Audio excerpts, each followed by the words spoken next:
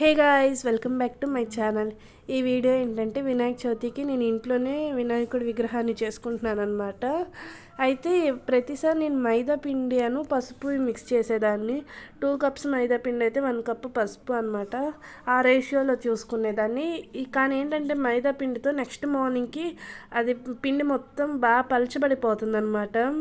Last time కొంచెం పిండి బాగా పలచగా వచ్చింది. నేను పిండి ఎంత కలిపినా కూడా కొంచెం అంతే ఉందన్నమాట. నెక్స్ట్ డే మార్నింగ్కి ఆ బొమ్మ షేప్ మొత్తం పోయిందనమాట. ఫుల్ డిసప్పాయింట్మెంట్ అదైతే. నేను అది వీడియోలో యాడ్ చేస్తాను చూడండి. అందుకని ఈసారి మైదా పిండి కాకుండా గోధుమ పిండితో చూసుకున్నాను అనమాట. ఇంకా పిండి కన్సిస్టెన్సీ మరీ పలుచగా కాదు, మరీ గట్టిగా కాదు. మనం చపాతీ పిండికి ఎలా కలుపుకుంటామో అలా కలుపుకొని ఒక 10 మినిట్స్ పక్కన పెట్టేసేయండి. అది పిండికి కొంచెం బాగా మెత్తగా అయ్యేంత వరకు. తర్వాత ఇంక నేను డైరెక్ట్గా దాని మీద పెడదాము అనుకున్నా, కానీ పోయినసారి నిమజ్జనానికి తీసినప్పుడు ఇబ్బంది అయింది అని చెప్పారు. అందుకే నేను ఈసారి ఒక షీట్ పెట్టి దాని మీద పెట్టుకుంటున్నాను అనమాట. ఇంకా వరుసగా ఒక్కొక్క పార్ట్ అంటించుకోవడమే. ముందే చెప్తున్నాను, డైరెక్ట్గా మనం పసుపు ముద్ద తీసుకెళ్ళి బాడీకి అటాచ్ చేస్తే అంటుకోదు. లైట్గా వాటర్ యూస్ చేస్తూనే ఉండాలన్నమాట. వాటర్ ఎంత బాగా యూస్ చేస్తే అంత బాగా అతుక్కుండిద్ది అనమాట.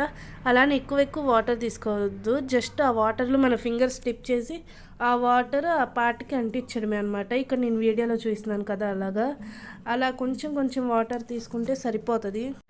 ముందే మీరు డిసప్పాయింట్ అవ్వద్దు, కాస్త ముందుకి వెనక్కి ఉంది అని చెప్పేసేసి. తర్వాత లాస్ట్లో దాన్ని మనం అటు ఇటు సరి చేసుకోవటమే. ఒకవేళ బాగా వెనక్కి పడిపోతుంటే ఒక స్టిక్ సాయంతో మెల్లగా దాన్ని అటాచ్ చేసుకొని స్ట్రైట్గా ఉండేటట్టు చూసుకోండి. నాకైతే వీడియోలో ఫస్ట్ బాగా వెనక్కి పడిపోతున్నట్టు అనిపించింది. మెల్లగా దాన్ని సరి చేశాక అది నార్మల్గానే ఉందన్నమాట. నేను చిన్న అగ్గిపుల్లలు పెట్టానమాట. ఎందుకంటే ప్రస్తుతానికి పిండి కొంచెం తడి మీదే ఉంది కదా, ఇంకా ఏంటంటే ముందుకి వెనక్కి అలా జారిపోతూ ఉండిద్ది అనమాట. ఎందుకంటే చేతులు మన స్వస్తికి అలాగా లడ్డు పెట్టేది అలా పైకి పెడతాం, అది అలా ఆగదు. నేను అగ్గిపుల్లలు యూస్ చేశాను, కొంచెం మందంగా ఉంటాయి అని చెప్పేసేసి. తర్వాత కాస్త ఎండిపోయాక అది నార్మల్గానే ఉండిద్ది. నేను ప్రతిసారి ఏదో ఒక అగ్గిపుల్ల కానీ లేకపోతే టూత్ పిక్స్ అలాంటివి అయినా యూస్ చేస్తూనే ఉంటాను. అయితే ఇంకా నేను ఇంట్లో ఈ చిన్న చైన్ లాగా గుచ్చాను అనమాట. ఈ పూసలు ఒక డ్రెస్ కోసం అని చెప్పి తెచ్చినాయి, అంతే ఉంటే ఇంకా గుచ్చాను. తర్వాత ధనియం వేశాను. ముందు వీడియోలో నాకు కొంచెం కన్ఫ్యూజింగ్ అనిపించింది, రైట్ రైట్ అని. మనకి రైట్ ఏదో వీడియోలో అది లెఫ్ట్, మనకి లెఫ్ట్ ఏదో వీడియోలో అది రైట్గా ఉండిద్ది అనమాట. సో మీరు అది గమనించుకోండి, ఎందుకంటే వినాయకుడిని ఎడమ చేత్తో కుడి చేత్తో అన్న టాపిక్ రాకూడదు కదా. ఇంకా తర్వాత ఇక్కడ మీకు కనిపిస్తుంది కదా నేను యూజ్ చేసిన అగ్గిపుల్లలు. ఎందుకంటే ఒక బ్యాలెన్స్ రావాలి అని చెప్పేసేసి నేను అగ్గిపుల్లలు యూజ్ చేశాను అనమాట. ఇదే లాస్ట్గా ఫైనల్ అవుట్ఫిట్. నేను ఫోటో పెడతాను. నేను వీడియోలో చూపించలేదు కానీ తర్వాత నేను ధోతిలాగా కూడా కట్టాను, పంచలాగా అనమాట. కండువా ఏం లేదులే కానీ పంచ కట్టాను. నేను ఎవ్రీ ఇయర్ క్లాత్ యూస్ చేస్తాను అనమాట పంచలాగా కట్టడానికి.